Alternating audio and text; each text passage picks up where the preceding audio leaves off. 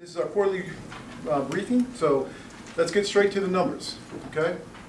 And these are our numbers. These are our violent crime numbers for the third quarter from, quite ironically, my first day on the job here until September 30th. And what we're looking at here are the numbers. And the one thing that has jumped out at everybody, and we're not going to skate around it, we're going to go right to it, we're going to talk about the violent crime numbers.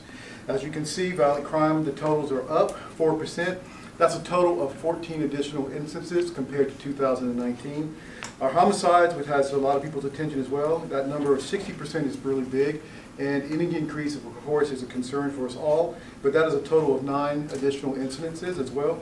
Our rapes are down 53%, and that's also 9 less than the last year, last quarter, 2019. Robberies, we have seen a 6% increase, and that also calculates to 6 additional robberies.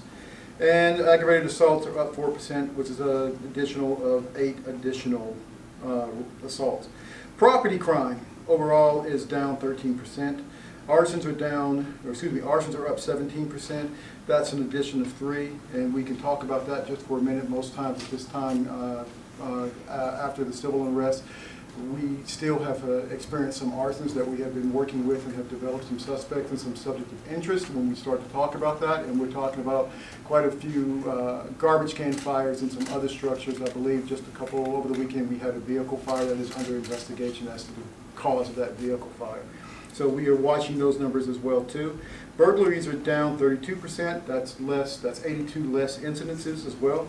Larcenies, and we're going to come back to this, is down 15%. That's calculated about 250 less incidences, but we're going to come back to that. If you could put a proverbial pin in that larceny, because we're going to come back and talk about thefts of motor vehicle and how that ties into violent crime.